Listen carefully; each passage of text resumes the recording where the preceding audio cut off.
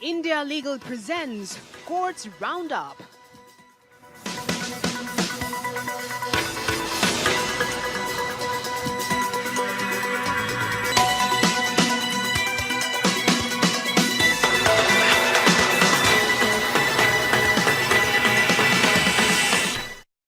Doctor ortho Ayurvedic oil and capsule, अब दर्द भी घुटने टेकेगा।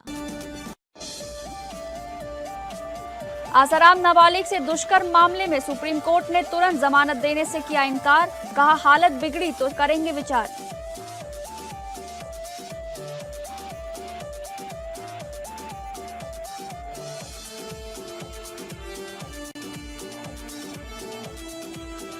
केरल हाईकोर्ट ने जेल निगरानी समिति बनाने के लिए राज्य सरकार को 2 हफ्ते का समय दिया, कहा जेलों में सुप्रीम कोर्ट के निर्देश लागू होंगे। कोर्ट ने जेलों की भीड़भाड़ पर रिपोर्ट मांगी।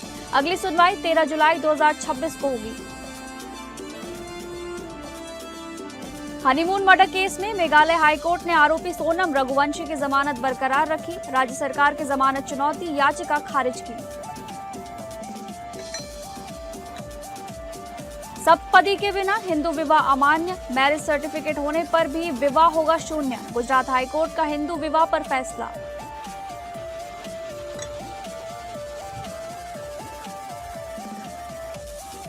नमस्कार, आप सभी का बहुत स्वागत है कोर्ट्स राउंडअप में और मैं हूं आपके साथ अंकिता सिंह। अगले आधे घंटे हम सुप्रीम कोर्ट, हाई कोर्ट और तमाम निचली अदालतों की खबरों को आपके सामने रखेंगे। तो शुरू करते हैं courts roundup. India Legal presents Courts Roundup.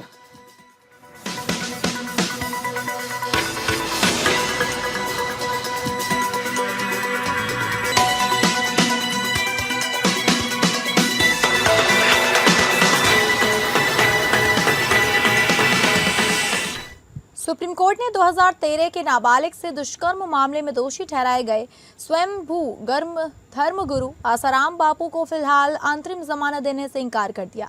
अदालत ने कहा कि राज्य सरकार का पक्ष सुने बिना जमानत नहीं दी जा सकती। हालांकि अगर उनकी स्वास्थ्य स्थिति गंभीर होती है और जीवन को खतरा पैदा होता है तो कोर्ट इस पर विचार करेगा।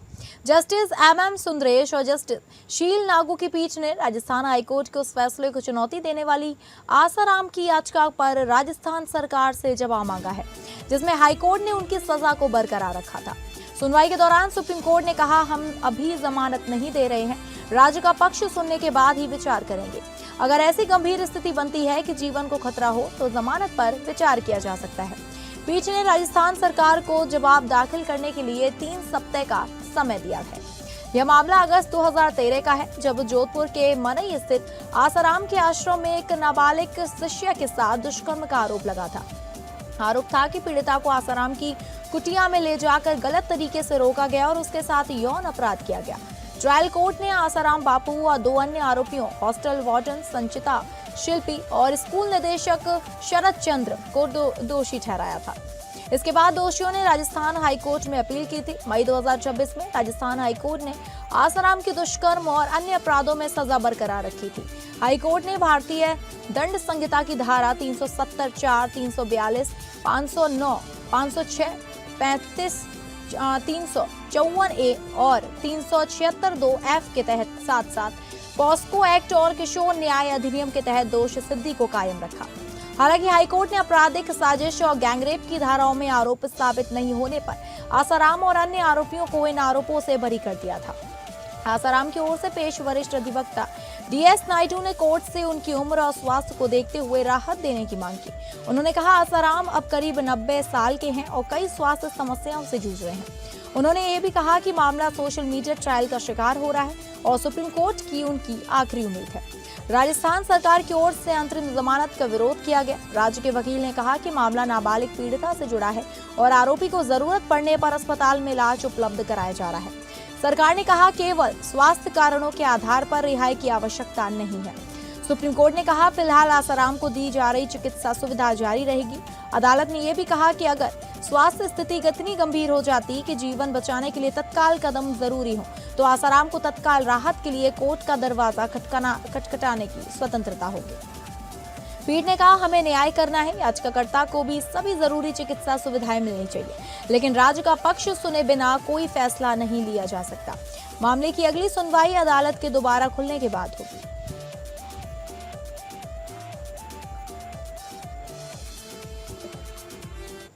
सुप्रीम कोर्ट ने एथेनॉल से जुड़े मामले पर सुनवाई की। जस्टिस एम सुंदरेश और जस्टिस शील नागू की बेंच ने भारत पेट्रोलियम कॉर्पोरेशन लिमिटेड बनाम यूनियन ऑफ इंडिया एंड अन्य की सुनवाई की। यह मामला केंद्र सरकार के एथेनॉल ब्लेंडेड पेट्रोल यानी कि EBP प्रोग्राम से जुड़ा है, जिसके तहत पेट्रोल में 20% एथेनॉल मिश्रण E20 के लक्ष्य को पूरा करने के लिए ऑयल मार्केटिंग कंपनियां एथेनॉल की खरीदी करती हैं। BPCL ने OMCs की ओर से एथेनॉल आपूर्ति वर्ष 2025 से 26 के लिए टेंडर जारी किए हैं। मामला विनप distilleries and sugars private limited की एथेनॉल सप्लाई एलोकेशन को लेकर था। कंपनी ने 9.26 करोड़ लीटर एथेनॉल सप्लाई के लिए बोली लगाई थी, लेकिन शुरुआत में उसे केवल 1.44 करोड़ लीटर का आवंटन मिला। बाद में OMCs ने long term offtake agreement की धारा 6.8 के तहत इसे बढ़ाकर 3.92 करोड़ लीटर कर दिया। कंपनी ने और बढ़ोतरी की मांग की, लेकिन कोई फैसला नहीं होने पर उसने कर्नाटक हाईकोर्ट का रुख किया। कर्नाटक हाईकोर्ट ने कहा कि कंपनी को पिछले व्यवहार और LTOA के आधार पर लेजिटिमेट एक्सपेक्टेशन थी और OMCs को उनकी मांग पर विचार करने का निर्देश दिया। BPCL ने इस आदेश को सुप्रीम कोर्ट में चुनौती दी। सुप्रीम कोर्ट ने कहा कि कई समान मामले अलग अलग हाई कोर्ट में लंबित हैं, इसलिए मामले की एकीकृत सुनवाई जरूरी हो सकती है। सुप्रीम कोर्ट ने फिलहाल हाई कोर्ट के आदेश पर रोक लगाते हुए स्टेटस क्वो बनाए रखने का निर्देश दिया। कोर्ट ने कहा कि वह अभी LTOA की शर्तों या पक्षकारों के अधिकारों पर कोई अंतिम राय नहीं दे रहा है। अदालत ने केंद्र सरकार को अन्य लंबित मामलों को एक साथ सुनने के लिए ट्रांसफर याचिका दाखिल करने की अनुमति दी और मामले को छुट्टी के बाद सुनवाई के लिए सूचीबद्ध किया। वही मामले पर ज्यादा जानकारी देंगी India legal researcher tulip Parmar. Tulip, क्या जानकारी है आपके पास? नमस्कार सभी को। सुप्रीम कोर्ट ने आज देश की नेशनल एथेनॉल पॉलिसी को लेकर एक बेहद महत्वपूर्ण आदेश दिया है। कोर्ट ने इस साल के लिए एथेनॉल सप्लाई एलोकेशन पर स्टेटस को बनाने रखने का आदेश पास किया है। यह पूरा मामला तब शुरू हुआ जब कर्नाटका हाई कोर्ट ने एक प्राइवेट कंपनी MS विनप डिस्टिलरीज के पक्ष में फैसला सुनाते हुए भारत पेट्रोलियम और अन्य ऑयल मार्केटिंग कंपनीज को उनका एथेनॉल कोटा बढ़ाने का निर्देश दिया था। हाई कोर्ट का तर्क था कि क्योंकि यह एक डेडिकेटेड प्लांट है और नियम अनुसार किसी तीसरे पक्ष को अपनी प्रोडक्ट सप्लाई नहीं बेच सकता, इसीलिए उनके एलोकेशन को किसी तरह कम नहीं किया जाना चाहिए। लेकिन इस आदेश के खिलाफ भारत पेट्रोलियम ने सुप्रीम कोर्ट का रुख किया। देश के अटॉर्नी जनरल ने सुप्रीम कोर्ट के सामने स्वस्थ दलील पेश की कि पेट्रोल के साथ 20% एथेनॉल मिलाने की एक बेहद महत्वाकांक्षी और बैलेंस नेशनल पॉलिसी चल रही है। उन्होंने कहा कि अगर अलग अलग हाई कोर्ट्स के आदेश के अनुसार डिस्टिलरी का कोटा बदला जाने लगा तो पूरी नेशनल पॉलिसी प्रभावित होगी और सप्लाई चेन सिस्टम में डिस्ट्रप्शन पैदा हो जाएगा। सुप्रीम कोर्ट के ऑनरेबल जस्टिस MM सुंदरेश और जस्टिस शील नागू की बेंच ने इस विषय की गंभीरता को स्वीकार किया और इस मामले में नोटिस जारी करते हुए स्टेटस को का आदेश दिया। इसका अर्थ ये है कि कर्नाटका हाई कोर्ट के निर्देश पर अभी के लिए रोक लगा दी गई है और जब तक सुप्रीम कोर्ट का अंतिम फैसला नहीं आ जाता तब तक पुराना सरकारी कोटा ही लागू रहेगा। सरकार अब अन्य हाई कोर्ट्स में चल रही ऐसी सभी याचिका को सुप्रीम कोर्ट को ट्रांसफर करने की तैयारी कर रही है ताकि देश का फ्यूल ब्लेंडिंग टारगेट बिना किसी रुकावट के निर्धारित समय पर पूरा किया जा सके। धन्यवाद तुलिप, जानकारी साझा करने के लिए। गुजरात हाई कोर्ट ने हाल ही में कहा कि अगर हिंदू विवाह अधिनियम के तहत जरूरी धार्मिक रस्में और परंपरागत विधियां पूरी नहीं हुई हैं तो केवल रजिस्टर्ड मैरिज सर्टिफिकेट किसी विवाह को वैध नहीं बना सकता। जस्टिस इलेश जे वोरा और जस्टिस RT वचवानी की डिवीजन बेंच ने कहा कि विवाह प्रमाण पत्र केवल उस विवाह का प्रमाण होता है जो पहले से कानून रूप से संपन्न हो चुका हो। ये उन मामलों में वैध विवाह का निर्माण नहीं कर सकता जहां जरूरी हिंदू विवाह संस्कार किए गए ही ना हो। अदालत ने स्पष्ट किया कि हिंदू विवाह अधिनियम की धारा 7 के अनुसार हिंदू विवाह तभी संपन्न माना जाता है जब किसी भी पक्ष की परंपराओं और रीति रिवाजों के अनुसार आवश्यक संस्कार पूरे किए जाए। अगर विवाह की परंपरा में सप्तपदी यानी अग्नि के सामने वर वधू द्वारा 7 कदम लेना शामिल है तो विवाह 7वां कदम पूरा होने के बाद ही पूर्ण और कानूनी रूप से बाध्यकारी माना जाता है। अदालत ने कहा कि धारा 7 में इस्तेमाल किया गया शब्द संपन्न यह दर्शाता है कि विवाह उचित तरीके और आवश्यक संस्कारों के साथ किया जाना चाहिए। इन संस्कारों के अभाव में कानून की नजर में कोई वैध हिंदू विवाह नहीं माना जा सकता। यह मामला ब्रिटेन में रहने वाले एक व्यक्ति की अपील से जुड़ा था। फैमिली कोर्ट ने उस व्यक्ति को और एक महिला के बीच कथित विवाह को अमान्य घोषित करने से इंकार कर दिया था। व्यक्ति ने दावा किया था कि उसे कथित विवाह की जानकारी तब मिली जब महिला उसके माता पिता के पास मैरिज सर्टिफिकेट लेकर पहुंची और खुद को उसकी कानूनी पत्नी बताया। उस व्यक्ति का कहना था कि उसने कभी उस महिला से शादी नहीं की, ना ही कोई हिंदू रीति रिवाज निभाई और ना ही पति पत्नी की तरह साथ रहा। उसने आरोप लगाया कि महिला के पिता की कंपनी में काम करने के दौरान प्रमोशन का लालच देकर या नौकरी से निकालने की धमकी देकर उससे विवाह से जुड़े दस्तावेजों पर हस्ताक्षर कराए गए। मामले की सुनवाई के दौरान महिला ने खुद अपने जवाब में स्वीकार किया कि कोई विवाह संस्कार या रस्म नहीं हुई थी, लेकिन कोई वैध विवाह संपन्न नहीं हुआ था और दोनों के बीच पति पत्नी का रिश्ता भी नहीं था। इसके बावजूद फैमिली कोर्ट ने कहा था कि रजिस्टर्ड मैरिज सर्टिफिकेट मौजूद होने के कारण वैध विवाह की धारणा बनती है और इस मुद्दे पर विस्तृत सुनवाई जरूरी है। इसके बाद व्यक्ति ने गुजरात हाईकोर्ट का रुख किया। हाईकोर्ट ने कहा कि जब महिला ने खुद स्वीकार कर लिया है कि हिंदू विवाह के लिए जरूरी संस्कार कभी हुए ही नहीं, तो पक्षकारों को लंबी सुनवाई की प्रक्रिया से गुजरने के लिए मजबूर करने का कोई कारण नहीं है।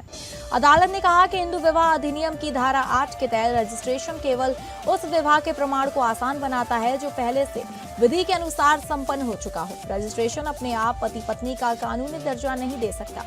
पीठ ने हिंदू परंपरा में सप्तदी के महत्व का भी उल्लेख किया। अदालत ने कहा कि 7वां कदम पूरा होने के बाद ही विवाह पूर्ण माना जाता है।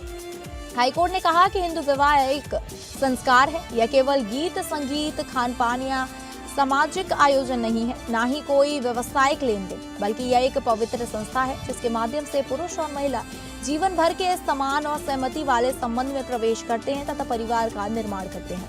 अदालत ने इसी आधार पर कथित विवाह को शून्य और अमान्य घोषित कर दिया तथा व्यक्ति को संबंधित प्राधिकरण के पास जाकर विवाह पंजीकरण और मैरिज सर्टिफिकेट रद्द कराने की अनुमति दे दी।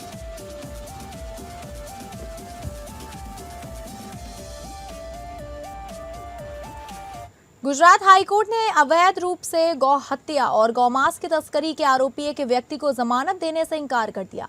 अदालत ने कहा कि आरोपी पर पहले भी इसी तरह के 8 आपराधिक मामले दर्ज हैं और जमानत मिलने के बाद भी वह कथित तौर पर ऐसे अपराधों में शामिल रहा। जस्टिस हसमुख जी सुधार ने 18 जून को मोहम्मद आरिफ अब्दुल रजाक समोल की जमानत याचिका खारिज करते हुए यह आदेश दिया। आरोपी को इस साल जनवरी में गिरफ्तार किया गया था। अदालत ने यह भी आरोपी के कथित आचरण से बार बार अपराध कराने की प्रवृत्ति दिखाई देती है और ऐसे मामलों में समाज के हित को आरोपी की जमानत की मांग से ऊपर रखा जाना चाहिए। कोर्ट ने कहा आवेदक का छिपना रिकॉर्ड लगातार ऐसे अपराधों में शामिल होने का संकेत देता है और पहली नजर में अदालत द्वारा दी गई स्वतंत्रता के दुरुपयोग को दर्शाता है। मौजूदा मामले में सामाजिक हित आरोपी को नियमित जमानत देने के दावे से अधिक महत्वपूर्ण है। हाईकोर्ट ने कथित अपराधों के व्यापक सामाजिक प्रभाव पर भी टिप्पणी की। अदालत ने कहा कि भारत के समाज के एक बड़े वर्ग जिसमें हिंदू और जैन समुदाय भी शामिल है के लिए गाय को पवित्र और संरक्षण योग्य माना जाता है। कोर्ट ने कहा कि इस तरह के अपराधों में बार बार शामिल होना जनभावनाओं को आहत कर सकता है और इलाके में सामाजिक तनाव पैदा कर सकता है। कानून का उद्देश्य गौवंश की रक्षा और संरक्षण करना है, इसलिए जमानत मिलने के बाद भी ऐसे अपराधों को दोबारा शामिल होने की बात को नजरअंदाज नहीं किया जा सकता। पुलिस के अनुसार दिसंबर 2025 में सूचना मिली थी कि आरोपी समोल ने एक कार से गौमांस ले जाकर अपने घर के पास स्थित एक प्लॉट में रखा था। जब पुलिस ने छापेमारी की तो 3 अन्य आरोपी मौके से फरार हो गए। पुलिस ने दावा किया कि वहां से करीब 23 किलोग्राम संदिग्ध गौमांस प्लास्टिक की थैलियों में बरामद हुआ। इसके अलावा चाकू, वजन करने की मशीन और कथित तौर पर गौमांस काटने व बेचने में इस्तेमाल होने वाले अन्य सामान भी मिले। हाईकोर्ट में आरोपी ने जमानत की मांग करते हुए कहा कि वह 3 जनवरी 2026 से जेल में बंद है। उसने दलील दी कि जांच पूरी हो चुकी है और चार्जशीट दाखिल की जा चुकी है। उसके खिलाफ अब कोई बरामदगी बाकी नहीं है और मुकदमे में लंबा समय लग सकता है। राज्य सरकार ने जमानत का विरोध करते हुए कहा कि आरोपी आदतन अपराधी है और उसके खिलाफ पहले से ऐसे 8 मामले दर्ज हैं। सरकार ने यह भी बताया कि 3 सह आरोपी अभी भी फरार हैं और आरोप है कि पहले जमानत मिलने के बाद भी आरोपी ऐसी गतिविधियों में शामिल रहा। मामले के रिकॉर्ड देखने के बाद हाईकोर्ट ने कहा कि पहली नजर में आरोपी के खिलाफ गौवंश की अवैध हत्या और परिवहन से जुड़े अपराधों में बार-बार शामिल होने के आरोप सामने आते हैं। ऐसी गतिविधियां न केवल कानून के उद्देश्य को नुकसान पहुंचाती हैं, बल्कि सार्वजनिक व्यवस्था और सामाजिक सौहार्द को भी प्रभावित कर सकती हैं। इसी आधार पर अदालत ने आरोपी की जमानत याचिका खारिज कर दी। हालांकि कोर्ट ने यह भी निर्देश दिया कि मुकदमे में अनावश्यक देरी नहीं होनी चाहिए। ट्रायल कोर्ट को सुनवाई जल्द पूरी करने के हर संभव प्रयास करने को कहा गया। साथ ही अभियोजन पक्ष को निर्देश दिया गया कि महत्वपूर्ण गवाहों के बयान जल्द दर्ज कराए जाएं।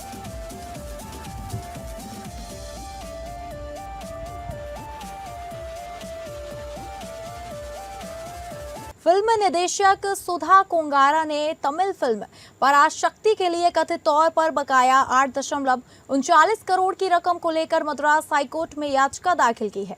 उन्होंने यह याचिका मध्यस्थता और सुलह अधिनियम की धारा 9 के तहत दायर की है। सुधा कोंगारा ने अदालत से अंतरिम राहत की मांग करते हुए कहा कि फिल्म रिलीज हो चुकी है और भुगतान के लिए बिल भी जारी किए गए हैं, लेकिन उन्हें मिलने वाली रकम का बड़ा हिस्सा अब तक नहीं दिया गया है। उन्होंने पराशक्ति के निर्माताओं पर आरोप लगाया है कि समझौते के बावजूद उनकी पूरी फीस का भुगतान नहीं किया गया। साथ ही उन्होंने 10 जुलाई को रिलीज होने वाली फिल्म इधियम मुरली की रिलीज पर रोक लगाने की मांग की थी। उनका कहना है कि इस फिल्म का निर्माण भी उसी प्रोडक्शन हाउस ने किया जिसने पराशक्ति बनाई थी। मद्रास हाईकोर्ट के जस्टिस कुमारेश बाबू ने निर्देश दिया कि 8 जुलाई तक पराशक्ति की सैटेलाइट रिलीज नहीं की जाएगी। अदालत ने इधियम मुरली की रिलीज रोकने की मांग पर जवाब दाखिल करने के लिए संबंधित पक्ष को 7 जुलाई तक का समय दिया है। सुधा कोंगारा की ओर से पेश वकील ने अदालत को बताया कि समझौते के अनुसार उन्हें 15 करोड़ का भुगतान किया जाना था। जीएसटी जोड़ने के बाद कुल रकम 17.70 करोड़ रुपए बनती है।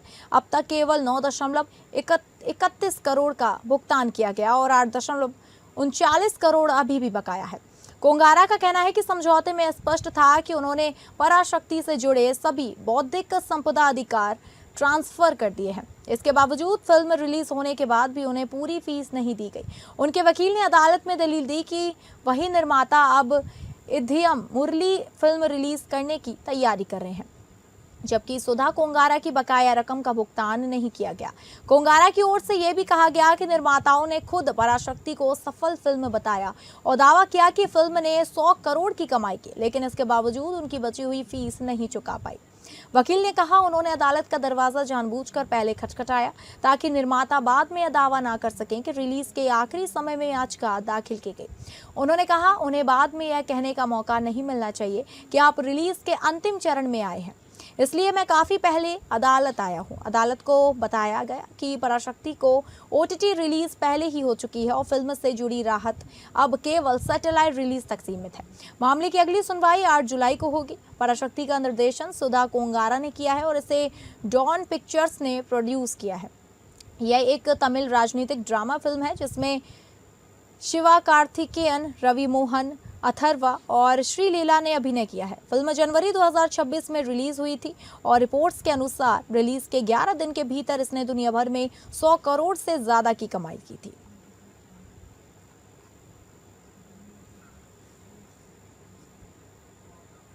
मेघालय हाईकोर्ट ने शिलोंग कोर्ट के अप्रैल 2026 के आदेश को बरकरार रखा जिसमें सोनम रघुवंशी को जमानत दी गई थी। सोनम मई 2025 में अपने पति राजा रघुवंशी की चर्चित हनीमून मर्डर घटना में मुख्य संदिग्धों में शामिल है। जस्टिस डब्ल्यू डेंगडो की पीठ ने सोनम को मिली जमानत को चुनौती देने वाली राज्य सरकार की अपील खारिज कर दी। कोर्ट ने दोनों पक्षों की 10 दिनों से ज्यादा समय तक चली दलीलें सुनने के बाद 10 जून को फैसला सुरक्षित रख लिया था। शिलोंग के एडिशनल डीसी कोर्ट ने सोनम को मुख्य रूप से इस आधार पर जमानत दी थी कि पुलिस उन्हें गिरफ्तारी के कारणों की सही जानकारी देने में प्रभावी रूप से विफल रही थी, जिससे उनके बचाव के अधिकार प्रभावित हुए। मामले में कोर्ट ने पाया कि गिरफ्तारी से जुड़े दस्तावेजों, जिसमें गिरफ्तारी के कारणों की चेकलिस्ट और केस डायरी का हिस्सा भी शामिल था, उनमें पुलिस ने गलती से भारतीय न्याय संहिता की धारा 103(1) जो हत्या की सजा से संबंधित है के बजाय धारा 403(1) का उल्लेख किया था।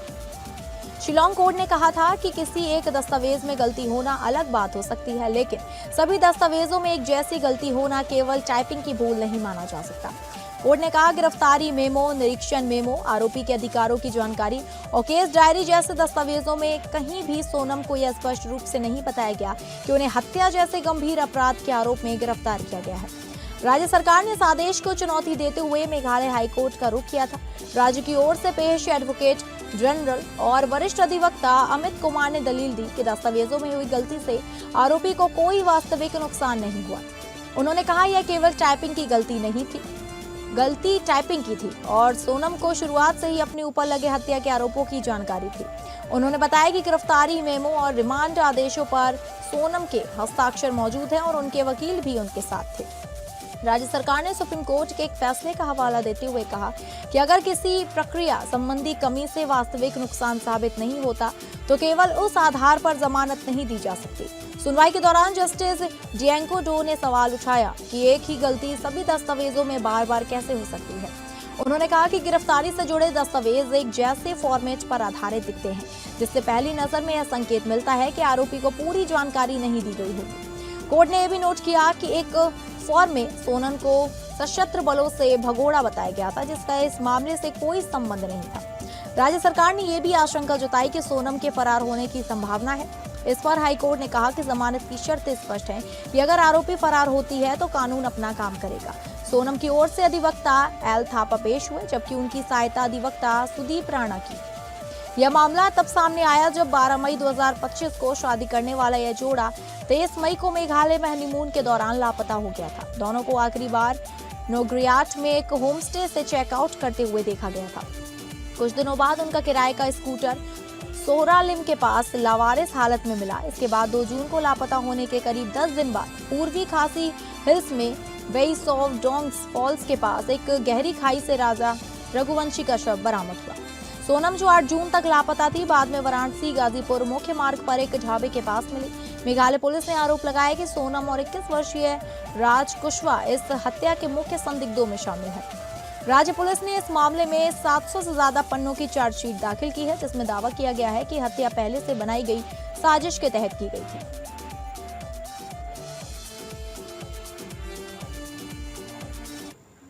केरल हाईकोर्ट ने राज्य सरकार को निर्देश दिया है कि वह 2 हफ्तों के भीतर राज्य स्तरीय निगरानी समिति का गठन करे, जो राज्य की जेलों की स्थिति और सुप्रीम कोर्ट के निर्देशों के पालन की निगरानी करेगी। चीफ जस्टिस सौमेन सेन और जस्टिस श्याम कुमार बीएम की डिवीजन बेंच ने जेलों से जुड़े मुद्दों पर स्वतः संज्ञान लेते हुए दायर याचिका पर सुनवाई के दौरान यह आदेश दिया। सुनवाई के दौरान केरल राज्य विधिक सेवा प्राधिकरण की ओर से पेश वकील ने अदालत को बताया कि केरल हाईकोर्ट के पूर्व जज जस्टिस आर नारायण पिशाजी को प्रस्तावित राज्य स्तरीय निगरानी समिति का अध्यक्ष नियुक्त किया गया था। हालांकि राज्य सरकार द्वारा उचित समय के भीतर समिति का गठन नहीं किए जाने के कारण जस्टिस पिशाजी ने अपनी सहमति वापस ले ली। इस पर हाईकोर्ट ने कहा कि समिति के गठन में देरी के कारण सुप्रीम कोर्ट द्वारा जेलों की स्थिति सुधारने के संबंध में दिए गए निर्देशों को लागू करने में परेशानी आ रही है। सुप्रीम कोर्ट ने 26 फरवरी 2026 के अपने आदेश में जेलों की स्थिति और कैदियों के अधिकारों से जुड़े कई दिशा निर्देश जारी किए। हाईकोर्ट ने राज्य के अतिरिक्त मुख्य सचिव गृह विभाग को निर्देश दिया कि वह सुप्रीम कोर्ट के आदेश के अनुसार 2 हफ्ते के भीतर राज्य स्तरीय निगरानी समिति का गठन सुनिश्चित करे। अदालत ने जस्टिस आर नारायण पिशाजी से भी अपना फैसला वापस लेने पर दोबारा विचार करने का अनुरोध किया और उम्मीद जताई कि राज्य सरकार तय समय के भीतर समिति का गठन कर देगी। कोर्ट ने कहा, हम केवल हाई कोर्ट के पूर्व जज जस्टिस आर नारायण पिशाजी से अनुरोध करते हैं कि वे अपनी सहमति वापस लेने के फैसले पर पुनर्विचार करें। हमें उम्मीद है कि राज्य सरकार निर्धारित समय के भीतर राज्य स्तरीय निगरानी समिति का गठन करेगी। हाईकोर्ट ने राज्य सरकार को केवल केरल की जेलों में बढ़ती भीड़भाड़ को लेकर केरल राज्य विधिक सेवा प्राधिकरण की रिपोर्ट पर जवाब दाखिल करने का भी निर्देश दिया। मामले की अगली सुनवाई 13 जुलाई 2026 को होगी।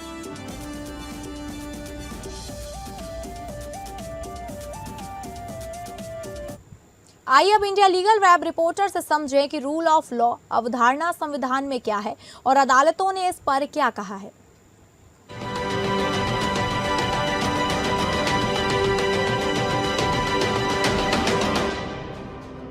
क्या आप जानते हैं कि रूल ऑफ लॉ सिर्फ एक लीगल प्रिंसिपल नहीं बल्कि इंडियन कॉन्स्टिट्यूशन का एक कोर फाउंडेशन है। रूल ऑफ लॉ का सिंपल अर्थ है कानून सबसे ऊपर है और स्टेट की हर एक्शन कॉन्स्टिट्यूशन के फ्रेमवर्क के अंदर होनी चाहिए। आर्टिकल 14 और 21 सबको इक्वालिटी, लाइफ और पर्सनल लिबर्टी की गारंटी देते हैं, जबकि आर्टिकल 32 और 226 कोर्ट्स को जुडिशियल रिव्यू की पावर देते हैं, जिससे आर्बिट्ररी और अनकॉन्स्टिट्यूशनल स्टेट एक्शन पर रोक लगाई जा सकती है। सीजीआई सूर्यकांत जी ने अपने स्वीडन स्पीच में रूल ऑफ लॉ पर बोलते हुए कहा कि रूल ऑफ लॉ सरकार की शक्तियों पर रोक लगाता है, आर्बिट्ररी एक्शन को रोकता है और सिटीजन्स के राइट्स को प्रोटेक्ट करता है। हाल ही में सुप्रीम कोर्ट ने रूल ऑफ लॉ पे एक इम्पोर्टेंट जजमेंट दी, मानियर इलियास वर्सेस पी अय्यप्पन 2026, जहां कोर्ट्स ने पब्लिक फुटपाथ पर सेफली चलने को आर्टिकल 21 के तहत फंडामेंटल राइट टू लाइफ का हिस्सा माना। कोर्ट ने ऑब्जर्व किया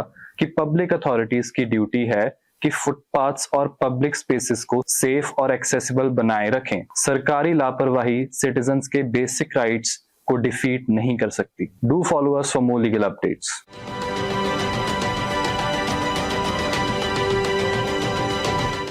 तो फिलहाल कोर्ट्स राउंड में बस इतना ही। नमस्कार। India Legal presents Courts Roundup.